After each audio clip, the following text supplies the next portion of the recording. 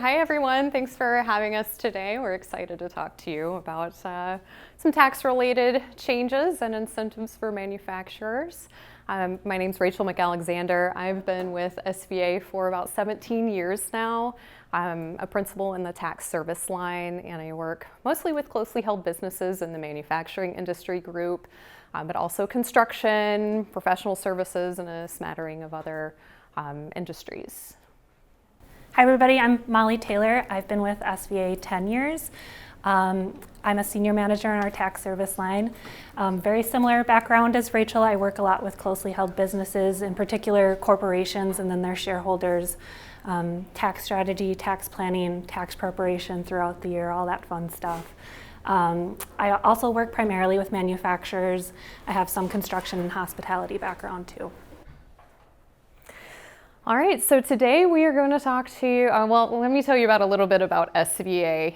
We're a full service accounting firm, so while we're in the tax service line, we also have accounting services, assurance services.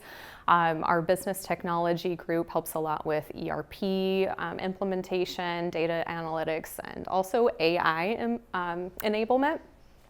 We also have our industry specialized services, so I think there's some manufacturing focus here, and we do a lot of consulting and special projects for the manufacturers, as well as our other industry groups such as construction, real estate, nonprofit, healthcare. All right, so today we are going to talk about mostly the changes from the One Big Beautiful Bill. We'll refer to that as OBA or OB3 throughout the presentation, the reconciliation bill. We'll go over that and also some manufacturing specific items. So first we'll talk about bonus depreciation. This is a big tool when businesses are thinking about capital expenditures and how to sort of manipulate the income at the end of the year. When you purchase a capital asset, say it's got a 5-year or 7-year life, that asset can be deducted, the expense can be deducted over 5 or 7 years. But with bonus depreciation, you get to take that full expense in year one. This is something that was being phased out under the Tax Cuts and Jobs Act. So for 2025, we were at 40% to be fully phased out in 2027. So if you buy a $100,000 asset, you get to deduct $40,000 in year one. Now under OBA, you can deduct the full 100,000, 100% of that asset in year one, which can really help with cash flow. So this is permanent and required. If a business does not want to take bonus depreciation, you must elect out on the income tax return. There's no deduction limitation, so you can take bonus depreciation for as much of your assets as you possibly can, as long as they qualify, whereas there's another immediate expensing provision that we have, Section 179, there is a limit there, so it's nice to have both options. Assets need to have a useful life of 20 years or less. And you can create a loss with bonus depreciation, which is kind of a big deal. With Section 179, our other tool, you can't create a loss with that. So, additionally, Wisconsin does not accept bonus depreciation, and there are some other states out there that don't follow that.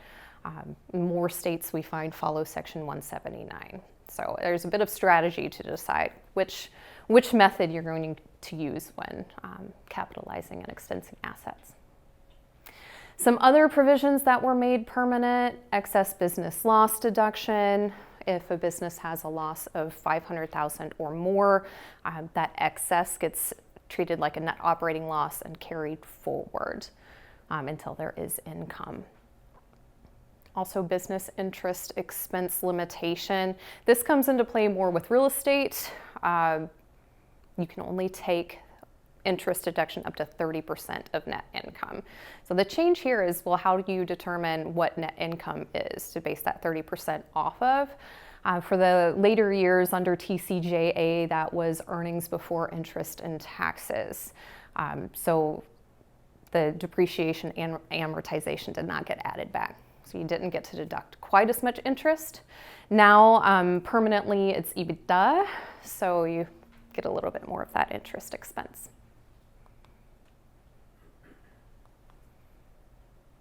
Okay, Molly's going to talk about R&D credits. Okay. The R&D credit, not necessarily something that's new under OBA, but we wanted to touch on it here. We see a lot of manufacturers have activities that qualify for this credit, and there's other industries as well, life sciences, healthcare, that could potentially qualify for this credit. Credits are a great way of reducing your tax liability, right? They're a direct dollar for dollar reduction of your tax due. So anytime a business qualifies for a credit, it's a win. Activities that can qualify for the R&D credit, there's a 4-pronged test that all of those prongs have to be met in order to qualify. So first off is undertaken to achieve a new or improved function, performance, reliability, or quality. New in this sense doesn't necessarily mean new to the world or even new to the manufacturing industry. It just has to be new for that particular taxpayer's business. Undertaken to eliminate an uncertainty. Here there doesn't have to be necessarily an uncertainty that that product can be created or that function can occur. There just has to be uncertainty around how the goal is going to be achieved.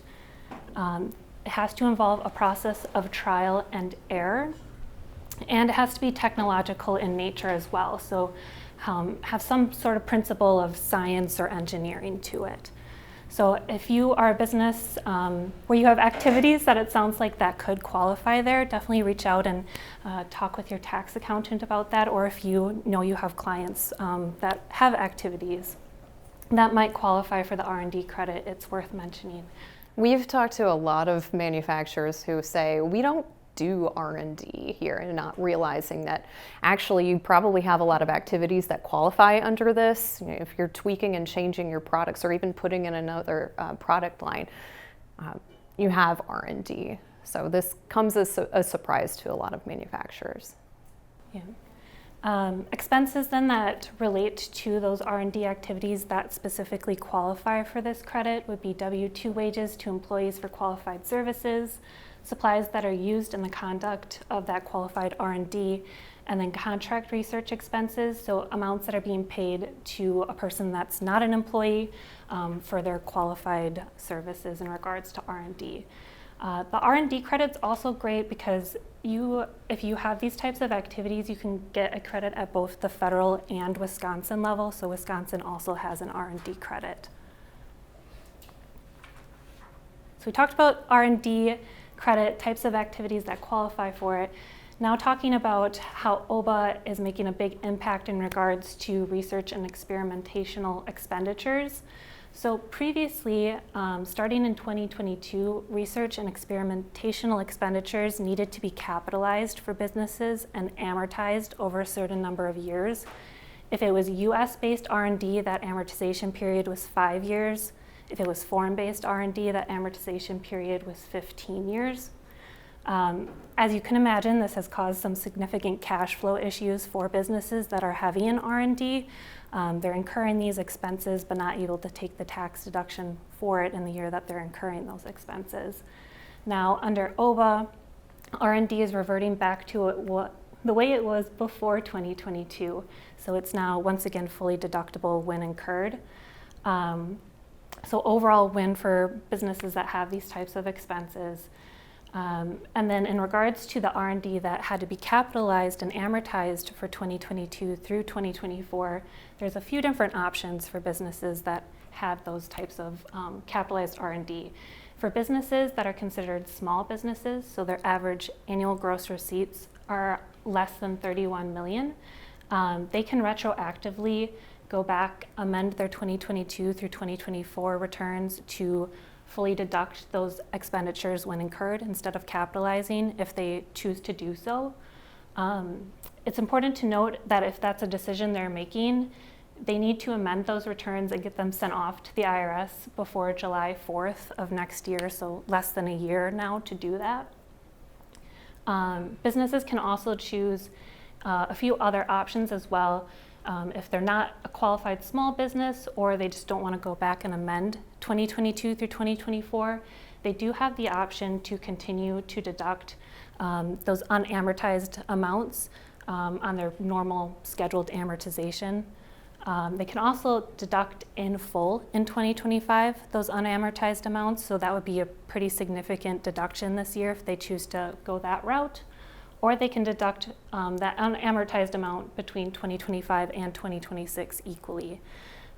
So a lot of tax planning opportunity here for clients that have had these R&D expenditures for 2022 through 2024, figuring out what option makes the most sense for them based on their tax situation this year, what they're expecting for tax income maybe in 2026, and if they're a qualifying small business, what they had for taxable income in 2022 through 2024 as well. So the biggest thing to consider here is what tax rate are these expenses being taken at? Are they being taken at 37%? So if you look back 2022 through 4, let's say the taxpayer's at the highest tax rate. Maybe 25 isn't going that well. So we're not that close, we're not that far away from filing 2025 return when you can just plop the deductions down and get a refund, through 2025. However, if those deductions are being taken at the 24% tax bracket or even the 32, there is a difference between that 37 and lower tax bracket that they could get permanent tax savings by maybe going back to 22 through 4 and amending those returns and taking those deductions against the higher tax rate income. This change to R&D expenditures, where they are once again fully deductible, is a permanent change. And what we mean when we're talking about a permanent change is there's no sunset provision in sight. So unless new tax legislation is passed in the future, this is how it's going to be from here on out. Another provision that has now been made permanent is the qualified business income deduction. So the QBI deduction is up to a 20% deduction for qualified business income that owners of sole proprietorships, S corporations, and partnerships can take advantage of on their individual income tax return. This deduction originally came into play under the Tax Cuts and Jobs Act to make S corporations, Schedule C sole proprietorships and partnerships competitive with C corporations, because under TCJA in 2017, the C corporation tax rate was significantly reduced to 21%. This deduction was set to expire. It's now been made permanent. The phase-out ranges for it as well have been expanded, where if you are a service business, you maybe were phased out more quickly in the past and now can qualify for more of this deduction. Talking about some new and enhanced items as well. So Rachel previously talked about bonus depreciation. There's also a tool called Section 179 that businesses can take advantage of to fully expense fixed assets that they're putting into service in the year that they're putting them into service, instead of having to depreciate them over a certain number of years. Section 179 is a little bit different than bonus depreciation, though. One way that it's different is that it has a limit to it. So if you're a business and you, in 2023, for example, put in more than 1.16 million worth of fixed assets into service in a year, you'd only be able to take Section 179 on 1.16 million of that. There's also a phase out where if your total fixed asset additions for a year were over, in 2023, for example, 2.89 million, that 1.16 million of Section 179 that you can take begins to phase down. The thresholds under OBA have now changed for Section 179. They've significantly been increased. The expense limit is now 2.5 million, and the phase-out threshold is now at 4 million. Property that qualifies for Section 179 includes tangible personal property, off-the-shelf software, qualified improvement property, which we'll talk about a little bit more on the next slide, roofs, HVAC, fire protection, and security systems as well. One of the important things with Section 179 and the way it's different from bonus depreciation as well is that you cannot utilize Section 179 to create a loss for the year. So if you have $100,000 of taxable income, before taking Section 179 on any fixed assets, you can't take more than $100,000 of Section 179 in a year. If you did, that additional amount would be carried forward to a future year because you cannot create a loss with it. So these increased thresholds are effective starting in 2025. And then just to touch a little bit more on qualified improvement property that you can take Section 179 on, this includes improvements to the interior of a non-residential real property, so commercial property. The property has to be placed in service after the date the building was first placed into service, and it specifically excludes improvements that are related to the enlargement of a building or to the internal structural framework of the building, and also anything to do with elevators or escalators are excluded. And just to give you a comparison of Section 179 to bonus depreciation, eligible assets, as Rachel talked about, for bonus depreciation, they have to have a class life of 20 years or less. For Section 179, there are some items like roof, HVAC, fire protection, and security systems that you can take Section 179 on. Those typically have a 39-year life, so definitely advantageous there to take Section 179 on them instead of having to depreciate over 39 years. Specifically, Section 179 has that deduction limit that we talked about. Bonus depreciation does not. You cannot use Section 179 to create a loss, but you can create a loss with bonus depreciation. And then the other big differentiator is the state conformity to it. So specifically in the state of Wisconsin, Wisconsin conforms to Section 179, but does not conform to bonus depreciation. In general, there's a lot more just flexibility with Section 179 compared to bonus depreciation as well. You can selectively pick particular fixed assets you want to take Section 179 on. Bonus depreciation, you have to take bonus depreciation on an entire class life of assets. So if you have a bunch of assets that would be considered 7-year property, you have to take the bonus depreciation on all of those 7-year class life assets in a year.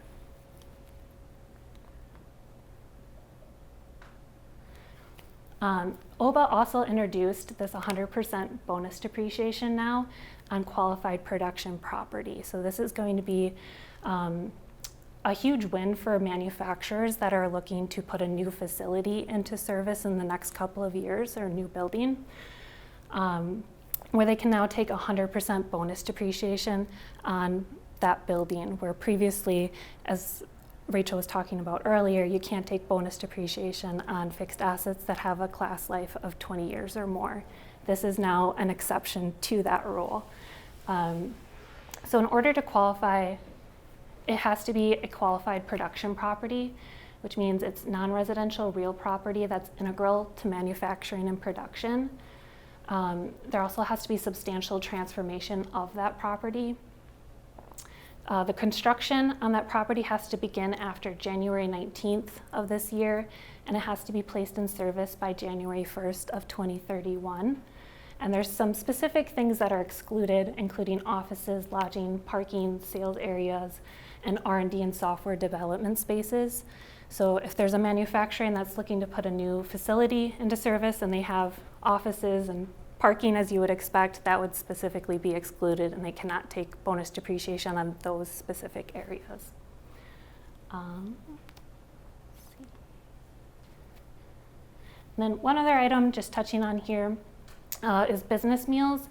These didn't really receive that much of an upgrade under OBA, very similar to what they've been in the past. In general, business meals are 50% deductible for tax purposes. There are some exceptions to that. One of the new exceptions under OBA is for those in the restaurant industry. There's a 100% deduction for employee shift meals, and also for those that are in the fishing industry, there's an exception where meals that are on qualified vessels are 100% deductible. One thing we wanted to mention here is if you're a business that has meals that are for the benefit of your employees, those are generally also 100% deductible. So thinking of like holiday parties, summer picnics, If that's the case, let your tax accountant know you have those types of meals, or set up a separate account to differentiate them from your normal business meals so that you get the full 100% deduction, for that. Turn it back over to you. All right. Yeah. Going back to the qualified production property and bonus depreciation 179 R&D credit, does taking one or the other of those disqualify you from being able to use the other ones? And in a scenario where, say, somebody does a plant expansion, puts new equipment in it, and then has research related to will this equipment work or so on, if you can combine those, what kind of tax relief do you probably see from the cost of what you're throwing into things? That was a lot of a question. If you're taking bonus, you can't take Section 179, so it's an either or there. But taking that accelerated depreciation doesn't mean that you can't take R&D. R&D is primarily wages and supplies. So you can still take the R&D credit on those items. So you'd be able to take the qualified production property deduction and say bonus depreciation for Section 179 and get R&D credit? So you'd take bonus on the building part, right? You could take 179 on the manufacturing assets, those that don't qualify for this, and then R&D also, yeah, to go towards the credit. Yeah. If you're taking the 100% bonus depreciation on the qualified production property, there's a chance you might already be generating a loss where you then wouldn't be able to utilize 179, but in general, they can work together. And the R&D credit too, if you have a loss, you can still calculate the credit and report that, but it would be carried forward until there's net income. So when I put all of those things together, if I were to put together a $10 million plant expansion, what might I see in tax relief the year that I spend the $10 million and take a loan out for it? It would be substantial. Yeah, depending on, it would be essentially the cost of the building, right, that you would be able to deduct, as long as you have net income to offset that. You could be looking at a situation where you have a net loss. So in that situation, you would be taking deductions on that lower tax rate income, which isn't ideal. So if you can plan it to where there's a lot of additional income to offset the big deduction that you'd be getting, that would be ideal. Otherwise, you have losses carried forward. Any other questions? Okay. So there's some modifications to rules that have been around for a little while. Qualified small business stock is one of them. This is for C corporations. Originally issued stock with a domestic C corporation in a trade or business. If the stock was issued to from a corporation with 50 million in assets or less, and that stock is held for 5 years or more, you can exclude the gain on that stock when you go to sell it. Now, the only real change to that criteria is that the corporation can have at least 75 million in assets and still qualify for this exclusion. Depending on when the stock was issued, kind of dictates how much you can exclude of that gain. Anything purchased prior to September 27 of 2010. Depends on the year whether you get the 50%, 75%, or full exclusion. Now for stock that's issued after the enactment of OBA, so July 4th, 2025, how much your exclusion is depends on how long you hold the stock. So if you hold it 3 years, you get a 50% exclusion, 75% for 4 year, and then a full exclusion at 5 year. So this kind of allows for businesses with a shorter life cycle to still enjoy some of that tax savings on gain exclusion. There is a cap on how much can be excluded. That's $10 million or 10 times the taxpayer basis for any stock that was issued before July 4th. Any stock that issued after, the cap is 15 million or 10 times the basis. It's important to note that this doesn't apply to exchanges or rollovers. It needs to be originally issued stock of a C Corp. Qualified opportunity zones. A lot of you in banking are probably aware of this. This has to do more with real estate. So if a manufacturer or anyone really is selling a piece of real estate at a gain and wants to defer that gain, they have an opportunity to invest in one of these funds, and that would defer the gain for either 5 years, or in the case of the old rules, until the end of 2026. The new rules, that would be either 5 years or until the investment is sold, whichever comes earlier. Additionally, if you hold that fund for at least 5 years, you get a 10% step up in basis. That's a permanent exclusion of gain on appreciation. And then another 5% after 7 years.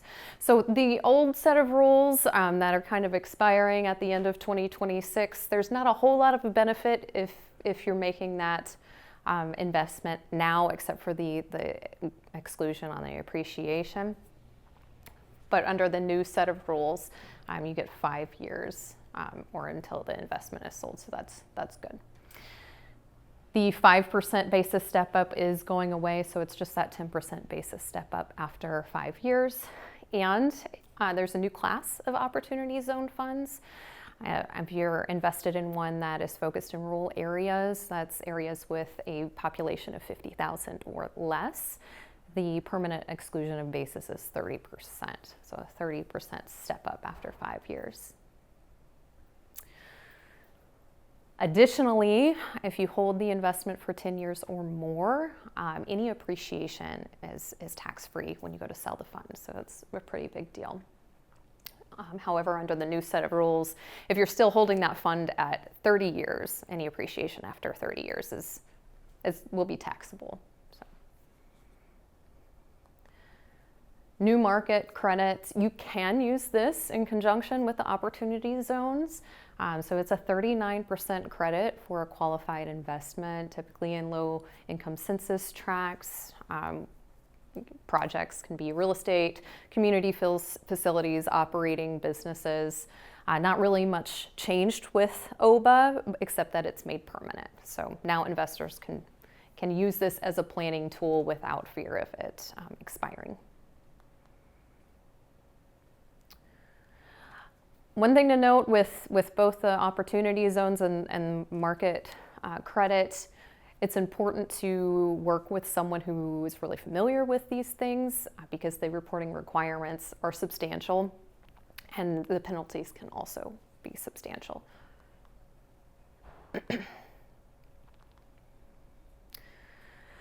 Okay, so these next few items are not really OBA related, they're just kind of related to manufacturers and things to consider with manufacturers. The repair regulations, it's something that came out in 2014 that kind of outlined what a repair versus a capitalized expense is. And we look at a few different things to determine if it's a repair, and it really expanded what you could deduct as a repair. Additionally, it came up with a de minimis safe harbor. So if you have an audited financial statement and a written capitalization policy, you can deduct a capital asset that's $5,000 or less. And it's $2,500 if you do not have audited financial statements. So if you buy an expensive computer, maybe it's $1,500, you do not have to capitalize that. You can just expense it because it's lower than that $2,500. Another tool that we have for small businesses, that's businesses with gross receipts of 31 million or less, is a move to cash accounting method from accrual. So this is a tool that can be used to free up cash flow. Also, if the cash method is better for the business in terms of controlling revenues and expenses, this is an accounting method change that can be made. You generally see that when receivables are significantly higher than payables at the end of the year, it ends up deferring that income. One other accounting method change that isn't on here is the non-incidental supplies and materials. So typically a business might be capitalizing other things into inventory other than supplies and incidental materials. Maybe it's overhead like utilities or rent, packaging, things like that. So if that accounting method is changed, you can expense all of those other items immediately. Some state-specific items to be aware of. The Wisconsin manufacturing credit is a big deal. It can end up wiping out the taxable income for a manufacturer. It's important that the manufacturer is classified as a manufacturer with the Wisconsin Department of Revenue. If they are not, there's an application process that they can follow. That's pretty simple to do, but at 7.5%, that wipes out the tax for any domestic activity. The Wisconsin gain exclusion, this is something that I see missed quite a lot. Anytime that new ownership is issued, whether that's stock or partnership membership units, if that business applies to be a qualified Wisconsin business with the state of Wisconsin in the year that ownership is issued and 2 of the 4 following years, then when that ownership interest is sold after 5 years, you can exclude the gain on sale. So that can be a big deal. The gain specifically for Wisconsin. Exactly, right. Not the federal gain, but Wisconsin only. Pass-through entity tax. This is a tool that came out of TCJA and the SALT cap limitation of $10,000. So real estate taxes, state income taxes capped at $10,000.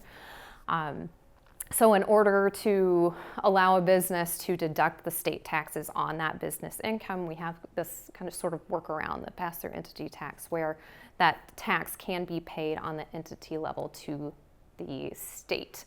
This allows for full deduction of state taxes. Now we have a SALT cap limitation that has grown to $40,000 as long as the taxpayer's income is less than $500,000. So it may not be as beneficial to some taxpayers. It's still beneficial to those high earners with high pass-through income. It's also important to note that if you're dealing with a multi-state taxpayer, that some states had the rules for pass-through entity tax expire at the end of 2025. So it's a question of did they extend it, and are they making that move before the filing deadline? There are some items that aren't followed by states. Some things to pay attention to are those R&D expenses. Does the state allow immediate expensing now like the federal government does? The business interest expense limitation, bonus depreciation. It's important to know what states are following. Some states have rolling conformity with the Internal Revenue Code, so we don't need to really look much further than that, but some states need to enact legislation to follow these rules. That could mean for multi-state taxpayers that you're looking at extending tax returns if these rules have not been addressed before the filing deadline. No tax on tips and overtime pay. We've all heard this. It's not as cut and dry as you might think. So it's important for businesses and manufacturers to track what overtime is being earned by their employees. It's a common misconception that time and a half is excluded from income, but it's really just that half portion. Also, it's limited to $25,000, and if you're a high earner, $160,000 or more, you don't get an exclusion for that income. That overtime pay still shows up on the W-2, and the taxpayer will take that deduction on their on their personal tax return. As business owners, you have to give that information to the employee. So that's reported on the W-2. For 2025, you can put that in box 14 or attach a statement. In 2026, there's a dedicated box in box 12 for that information. Also, there is a phase out. So if income is $150,000 or higher for single or $300,000 or higher for joint filers, that deduction is not available.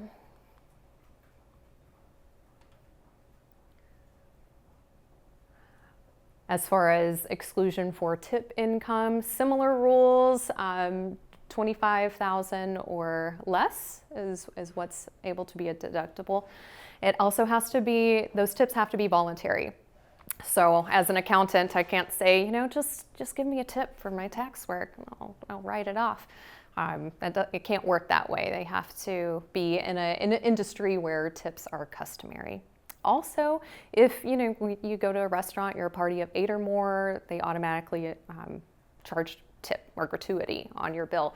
That is not voluntary, so that tip is taxable.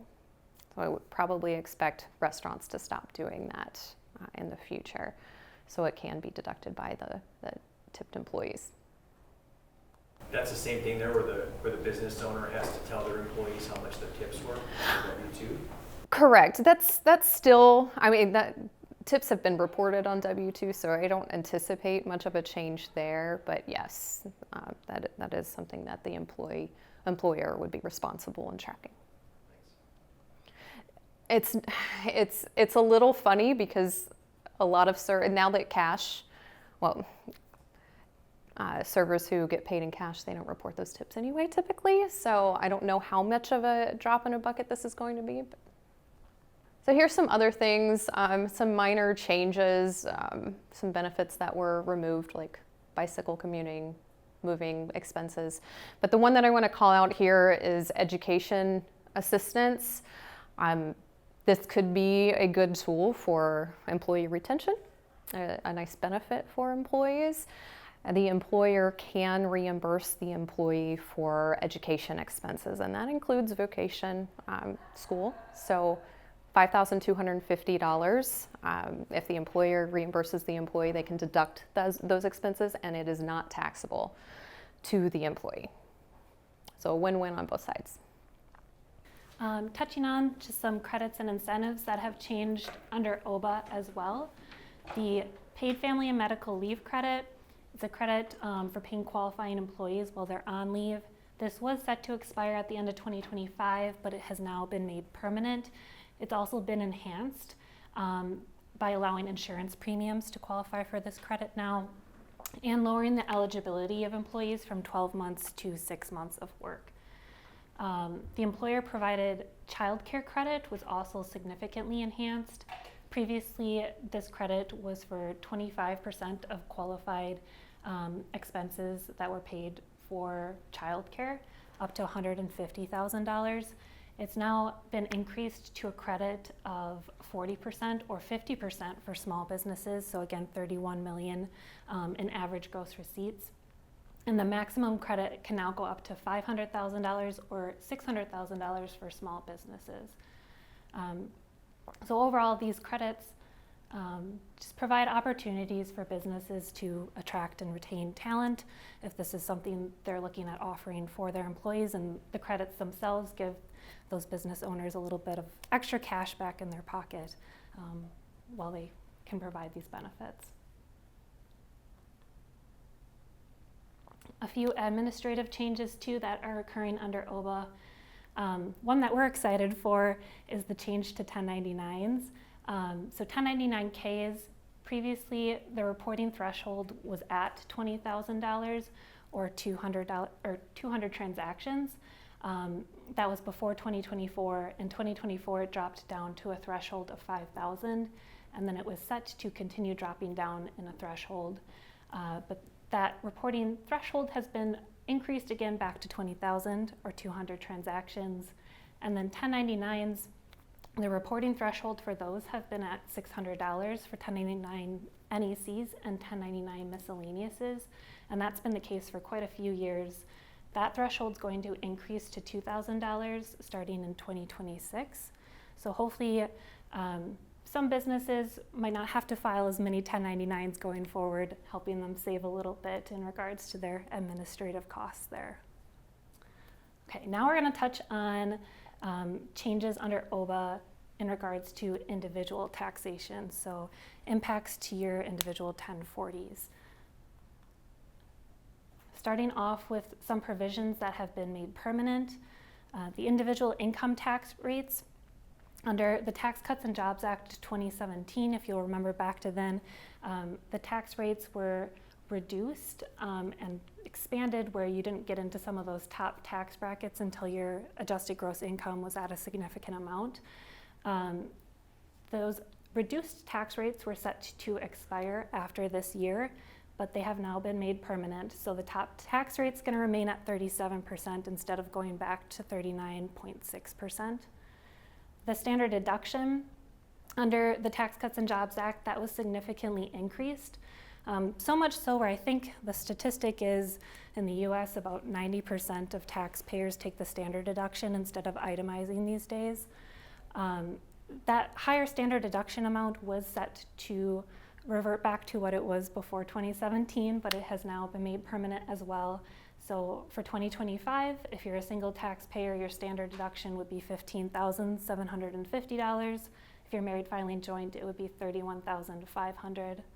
Personal exemptions, those were suspended, and that suspension has now been made permanent. The child tax credit under the Tax Cuts and Jobs Act was a $2,000 credit per qualifying child. That was set to revert back to $1,000, but it's actually been increased to $2,200 for 2025 and will be indexed for inflation going forward, and that's a permanent change there to that child tax credit. The phase-out threshold for that credit has also been made permanent.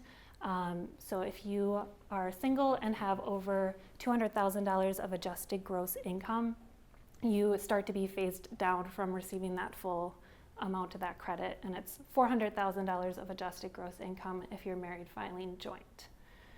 The other dependent credit that was new under the Tax Cuts and Jobs Act, so think of if you have children that are in college that are still your dependents, but they don't qualify for that child tax credit, or perhaps you are taking care of elderly parents, you could potentially qualify for this $500 credit. This again was set to expire after 2025, but has now been made permanent. There's an added residency requirement to it as well under OBA here. Alternative minimum tax under the Tax Cuts and Jobs Act, there was a significant higher exemption for that and higher phase-out thresholds, so much so that we don't have too many clients that are subject to alternative minimum tax these days, and it's going to remain that way as well as that higher exemption amount has been made permanent. And then estate and gift tax exemption. This was a big thing when this was passed with the Tax Cuts and Jobs Act. So under TCJA, the exemption for 2024, for example, was $13.6 million, where if you were to pass away and you had an estate that was valued at less than $13.61 million, you didn't have to pay any estate tax. That higher threshold, higher exemption amount has now been made permanent. For 2026, it's going to be $15 million. So it's no longer going to revert back to a lower exemption amount like we were somewhat worried it was going to back in 2024 and 2025 before OBA came out.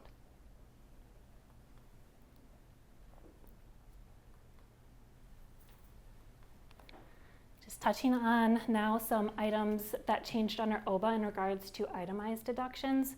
Rachel previously just talked about this with the $10,000 state and local tax cap. So again, if the way the rule used to be under TCJA, if you have, let's say, property taxes, income taxes that you're paying to the state of Wisconsin that were $30,000, you'd only be able to take $10,000 of that amount as part of your itemized deduction.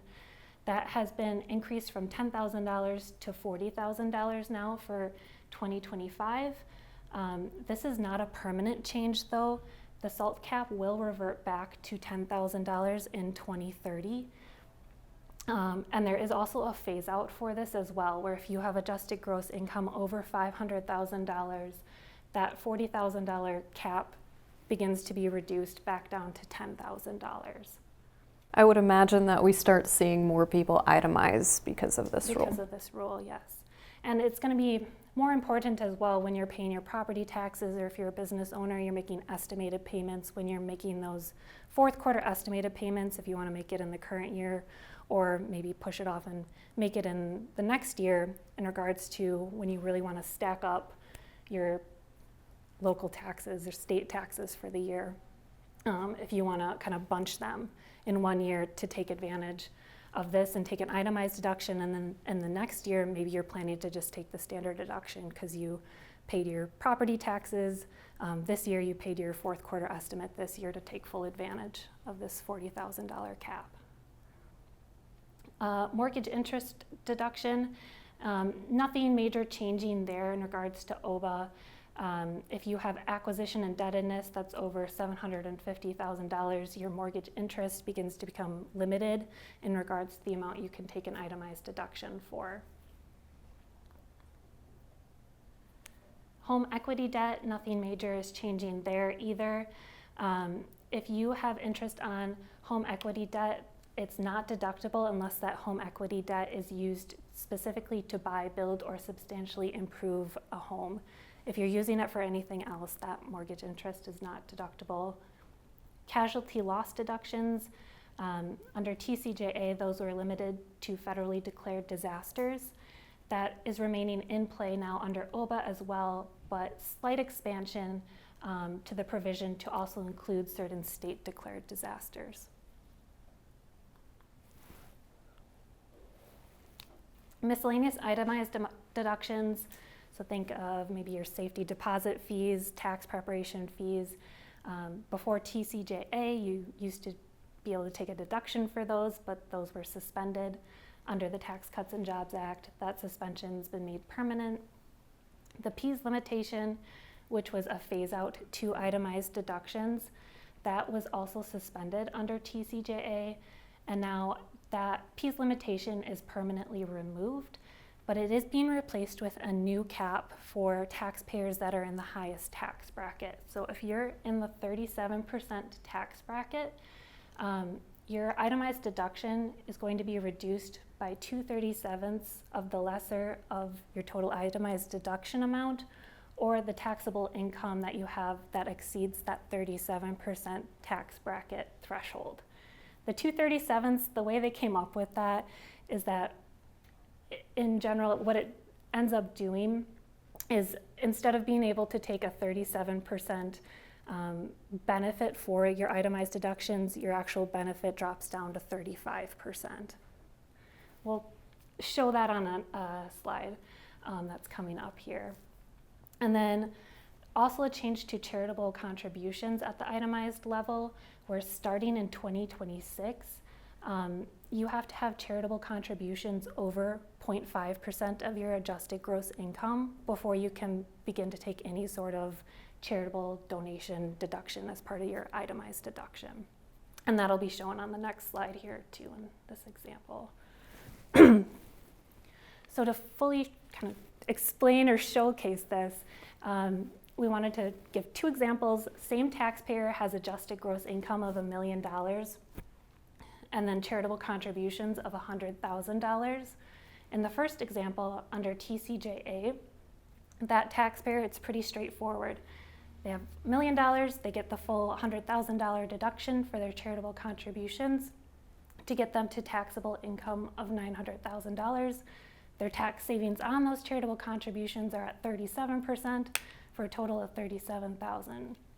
How it's going to work under OBA in 2026 is that $1 million of adjusted gross income creates a $5,000 floor that the charitable contributions need to get over before you can take any sort of itemized deduction benefit for those.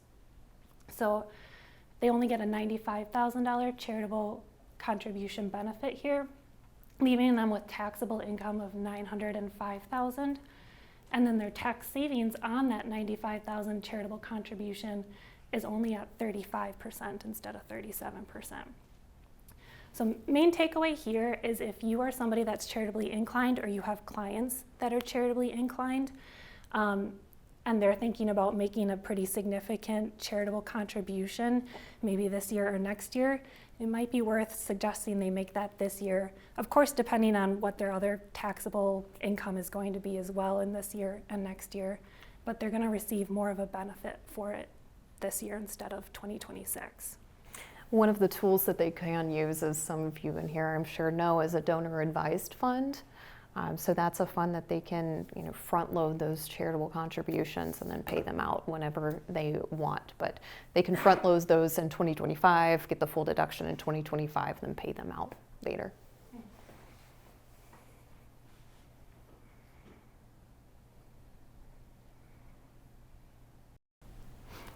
Now touching on some new, some new items under OBA. Charitable contribution deduction for non-itemizers. Again, this starts in 2026, but individuals that are not taking an itemized deduction can still get a small benefit for their charitable contributions. They can get up to $1,000 if they're a single filer, or $2,000 if they're married filing joint. This is a permanent change, and this does not include contributions to a donor advised fund, which Rachel just mentioned. But definitely a benefit for the individuals that still are making some charitable contributions throughout the year, but not enough where it makes sense for them to take an itemized deduction. There's also an enhanced deduction for seniors. You've probably all heard President Trump campaign on no tax on Social Security. He wasn't quite able to get that passed, but instead they have this $6,000 deduction for individual taxpayers that are over age 65. The threshold for this, or there's a phase out if your adjusted gross income is over $75,000 if you're a single filer, or $150,000 for married filing joint. So for maybe a lot of our clients in this room, they might not be able to take advantage of this even if they are over the age of 65. This is also something that's a temporary provision, so it's only going to be around through tax year 2028. And this deduction is in addition to the already existing standard deduction additional amount that's out there of $2,000 for seniors. Auto loan interest deduction is new this year as well under OBA. This is a temporary provision for tax years 2025 through 2028, but it's going to be a deduction of up to $10,000 for interest that you're paying on a new car purchase. This as well is outside of an itemized deduction, so you can take this deduction even if you're not taking an itemized deduction. In order to qualify, you have to purchase a vehicle with its final assembly in the U.S. It has to be a qualified personal passenger vehicle, but also includes all-terrain and recreational vehicles as well. And there is a adjusted gross income phase out for this too. So $100,000 for single filers and $200,000 for married filing joint. How are you going to figure out the final assembly thing? That seems like a very... Yeah, they typically have like listings out there in regards to, you can type in like the make and the model and it'll usually tell you like if it had final assembly in the US. But it's not always as cut and dry as that. Yeah. The wagering loss deduction, that changed slightly under OBA.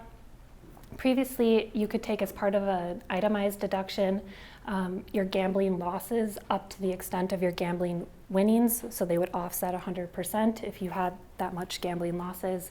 Now you can only take gambling losses up to 90% of your gambling winnings. This is a permanent change as well.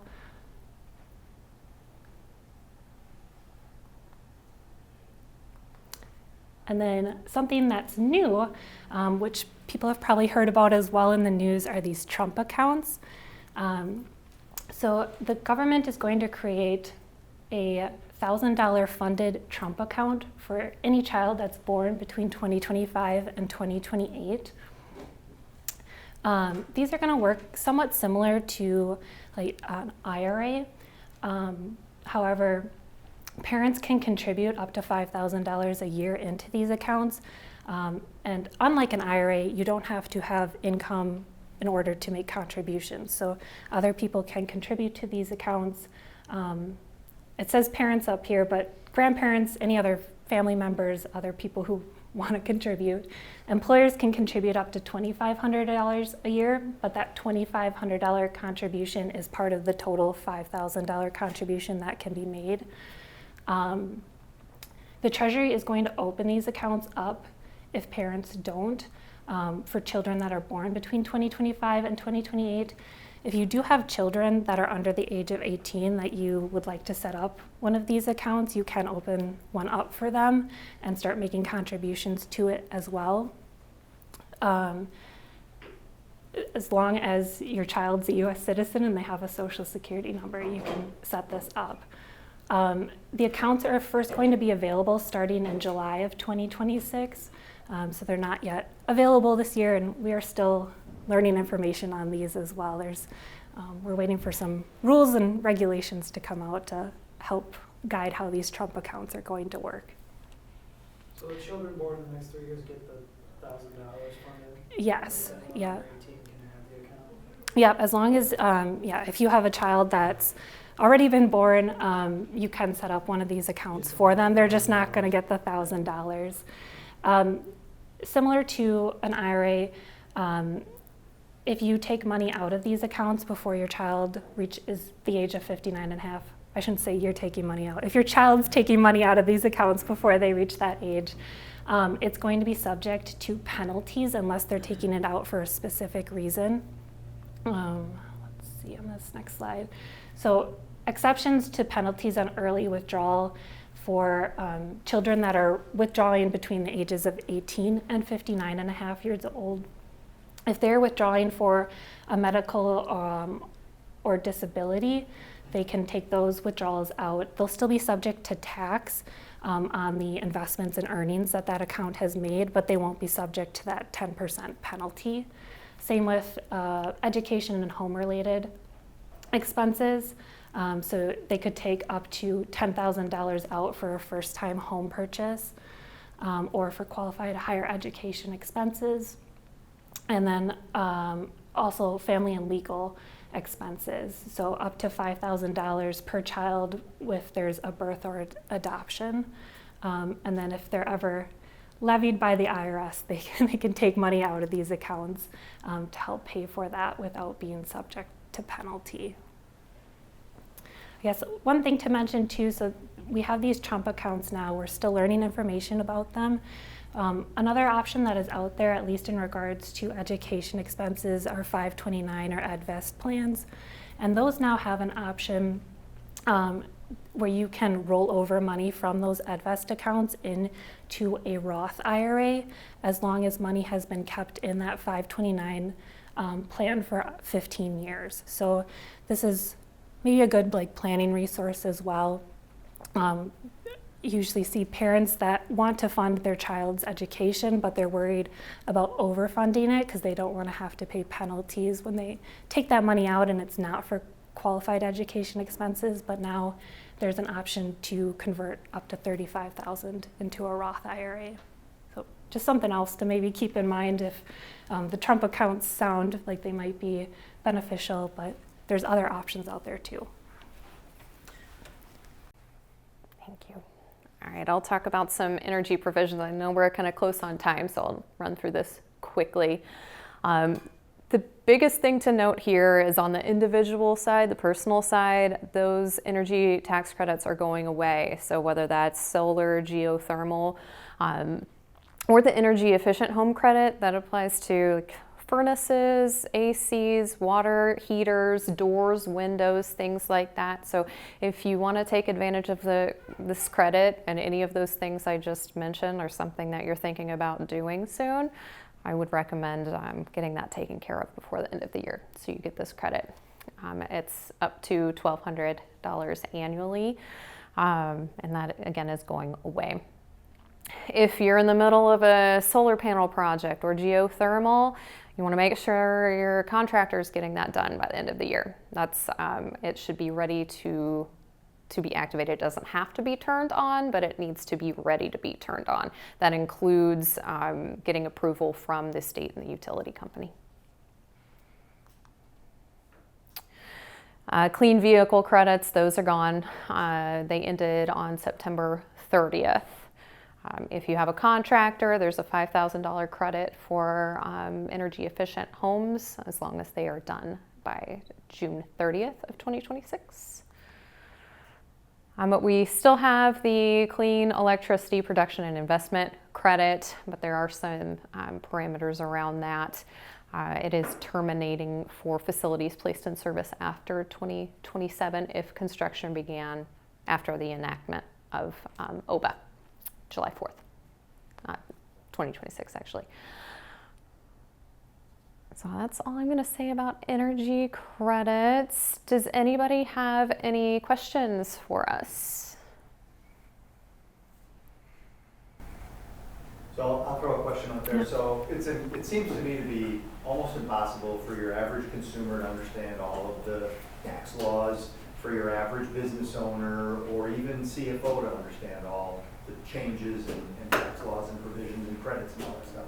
So how does a business owner, for example, go about making sure they're getting good advice when it comes to taxes and tax planning? When should they start asking questions about tax planning? And then if you have time, how do consumers make sure that they're not paying more taxes than they should be? Well, sure. It's usually a good sign if your tax accountant is reaching out to you with news of these changes.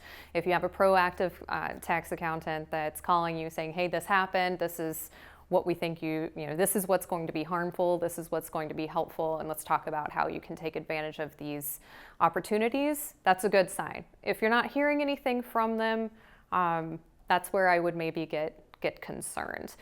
You always want to be having that open dialogue, hopefully throughout the year, like when these changes are happening, but definitely before the year is over. So you can make sure to incorporate some of those changes into the tax plan. That's a good sign. Whether or not you're getting exactly the right advice or not from that, it's hard to say, but usually when I see proactive planning, they've done the research and know what they're talking about. Did that fully answer your question? Sure, but follow-up question. So how often do you see poor tax advice where you can help a business capture credits from past years that they maybe didn't get? How does that process go? That does happen. Usually it happens if somebody is looking for a new accountant and they come and talk to us, we look over their tax return, we can occasionally find things like that and can go back. The statute of limitations is 3 years, so that's as far as we can go back and capture anything that may have been missed. But it generally requires a review of the tax return to see, and a conversation to see what might have been missed. But yes, it does happen. For the manufacturers or the real estate people in the room or the service providers who are working with that qualified production property, how does that change the analysis around, say, cost seg and so on? And when you're looking at, when you pull that into cost seg, how it pulls the deductions and the return forward on those investments?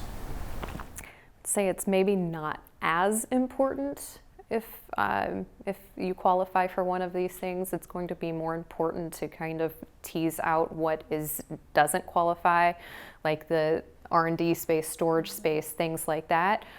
Those areas that don't qualify for bonus because of the production rules, That's where you'd really want to focus that cost seg. You'd still, it's still valuable in that area. If you have a facility that's somehow 100% qualifying for bonus, maybe it's not as important to have that cost seg, but definitely still important for those areas that don't qualify. Because if I'm understanding right, that qualified production property, you can, in essence, write off what was the stuff that didn't fall into the cost seg before. Exactly. So if you spend a significant amount of money on a plant expansion, it's like a super cost seg for a production facility. Correct. Yes, and I forgot to mention that if you sell that property, that real estate, or stop using it as production property within 10 years, you have to recognize a lot of income through recapture. So it's a long-term investment. Yes. Back to the first topic that you talked about, and maybe just say it for me again. So the 100% bonus depreciation works for federal, but not for the state of Wisconsin. Correct. The state of Wisconsin, the section 179 applies. So are you taking one for federal and one for state, or do you have to use one? Do you have to use the same one for both federal and state? Wisconsin typically, if I'm remembering correctly, how does this work? Wisconsin, if you are taking bonus depreciation for federal, you can't take section 179 on a fixed asset that you're already taking bonus depreciation on for federal purposes for Wisconsin purposes. Like, it wants you, for Wisconsin, to follow federal. So once you select it for federal, you've lost it for Wisconsin. Correct. That's the analysis you're doing. Yes. Whether that makes sense because you know you're losing the Wisconsin break, or whether you should just take 179 on both and see which one is better. But if you're a manufacturer and you're taking the manufacturing credit, we don't care if you're accelerating depreciation because that credit's wiping out income. And if for some reason you cease to be qualified, as a manufacturer, you still have some of that depreciation carrying forward. Thanks. Yeah. Anyone else? Well, thanks for letting us come in and speak with you today. If any questions come up, please reach out. We'd be happy to talk with you.